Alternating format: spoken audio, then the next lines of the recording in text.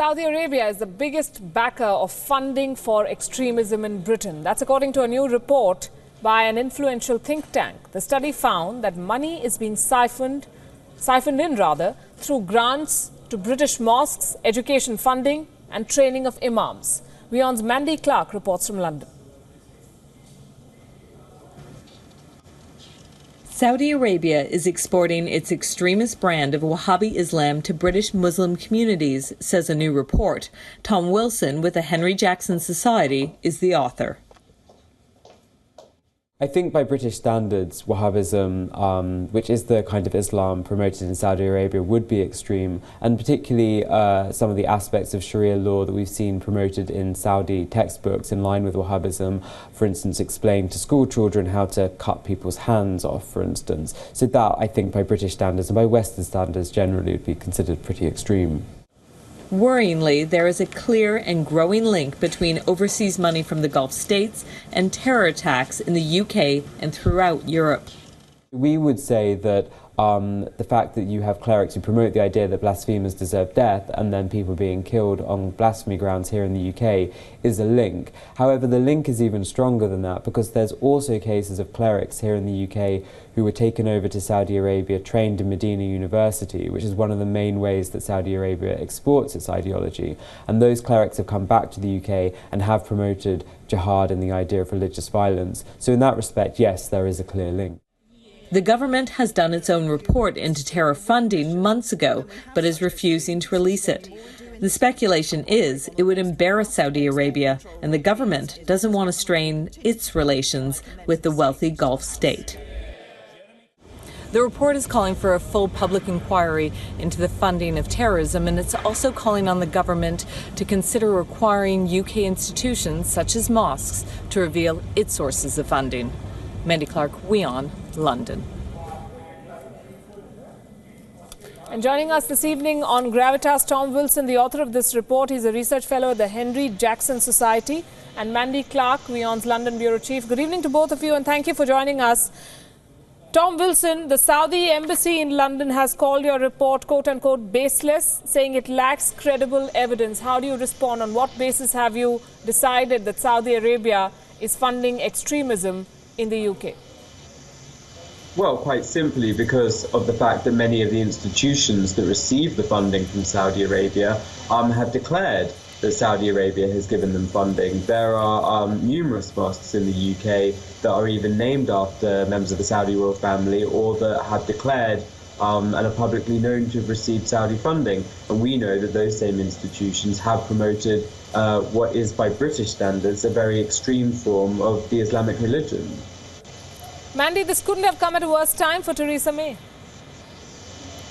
It's just putting mounting pressure on Prime Minister Theresa May. There was this earlier Home Office report into extremist links. Now, that was done when David Cameron was Prime Minister, but the fact that it hasn't been released and this report has added pressure to really clamp down on extremist funding. And London has recently suffered in June a number of terror attacks, at least 3 of them. So it is mounting pressure to really stop extremism and grassroots extremism in the UK.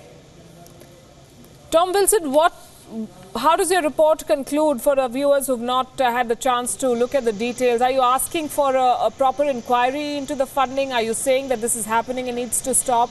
And how significant is this? Well, we're certainly saying that we think there should be a public inquiry, because if the government aren't going to publish theirs, we think that members of Parliament and the wider public need to know. So I think there should be an inquiry that's open and publishes its findings. And we've also called for legislation that would impose transparency on the recipients of foreign funding, so they would have to declare who they're getting this funding from and how they're spending it, because at the moment it's very difficult to see the full extent of this problem. We know it's going on, but we just don't know how much money is being sent and what all of it's being used for. As one newspaper observes, Mandy, Prime Minister Theresa May, who visited Saudi Arabia earlier this year, has been accused of kowtowing to the kingdom by suppressing a report into the funding of extremist groups in the UK. Is the government expected to release that report because an inquiry was held last year or 2 years back? No, they have said it had sensitive information and with specific names and peoples, and in all likelihood they're not going to release the report. But there is speculation that their hesitancy is to not embarrass or upset Saudi Arabia, because the people who have seen it, sources say that there are strong links to Saudi Arabia, and that's why the Henry Jackson Foundation Society is calling for that public inquiry. But Theresa May is currently, especially in the context of Brexit, trying to maintain those economic and trade links with as many countries as possible. So certainly excluding the very wealthy Gulf state that is Saudi Arabia would be difficult for her, and there's concern of putting a strain on that relationship.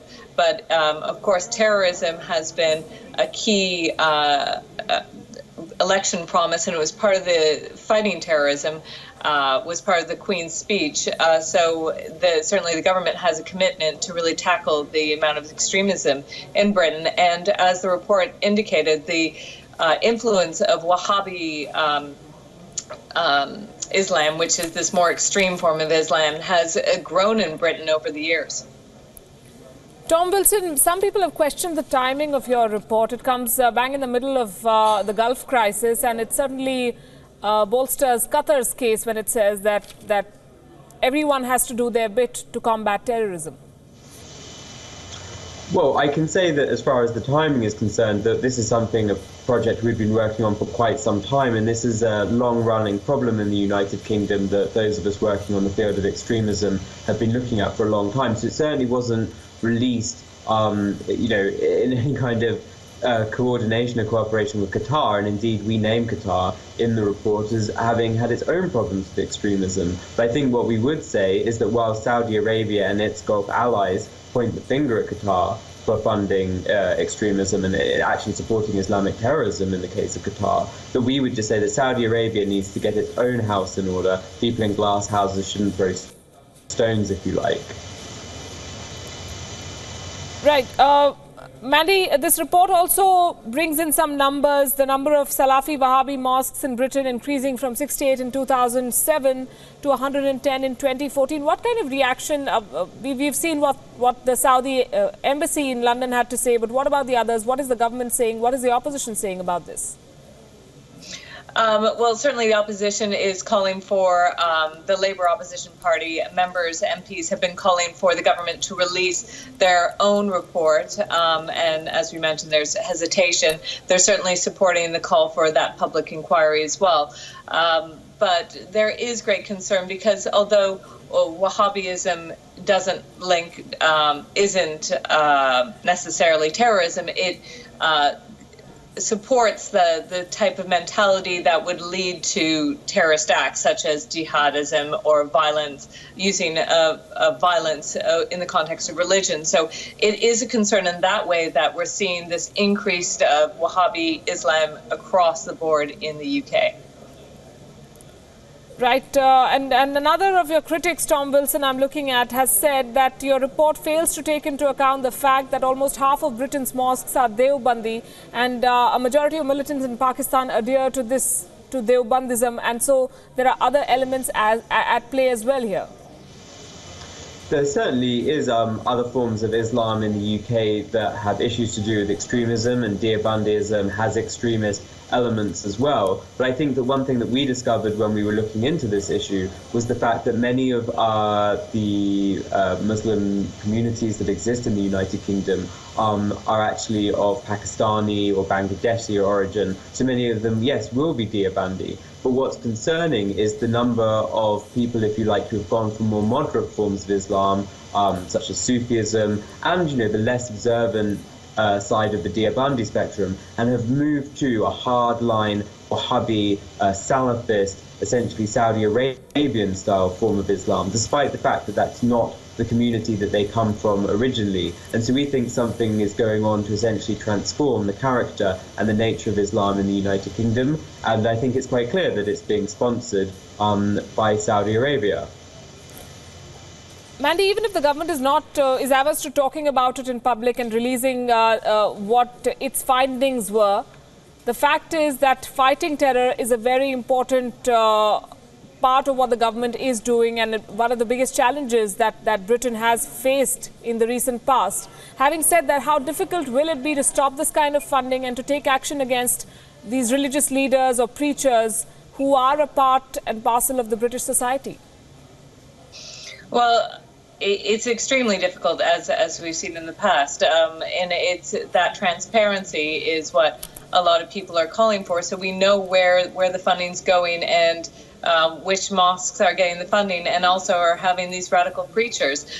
Tackling terrorism is absolutely one of the priorities of the government, but how they do it, now there's speculation, there's lots of closed doors discussions with the UK diplomats and Saudi Arabian diplomats, but it hasn't been fruitful in stemming that money coming in to support extremism, so certainly they need to change tack to deal with the issue. Tom Wilson, whether or not the government acknowledges what your report has said and the merits in it, do you expect some sort of action, some sort of political will being shown here to act against a country like Saudi Arabia? Well, I think the issue of extremism is increasingly on the public agenda in this country because of the fact there's been a rise in Islamic terrorism, and people are concerned with the ideology that causes that. And also, I would say that about 10 years ago now, this issue was really put on the agenda with a major documentary shown on British television. And since then, there's been a failure by policymakers to engage with this and to change the law and to react. So I think the fact that we're seeing it raised yet again 10 years on means that there is a renewed appetite to put the government under pressure, to see politicians actually take direct action to stop the funding of extremism coming from overseas. Right. Tom Wilson, Mandy Clarke, thanks very much for joining us with your inputs here. So we'll wait and see what the British government chooses to do about this one. In the meantime, let's take a look at why Turkey and the US are at loggerheads again. The Turkish state news agency has published a map showing the exact location of American military bases in northern Syria and the number of US troops there. Sensitive information is now in the hands of the enemy they're fighting, the Islamic State. Does this expose the lives of US intelligence and military personnel? Does it put them at a risk? Also, this information was obviously leaked to the media by official agencies in Turkey. The question is why? Here's a report.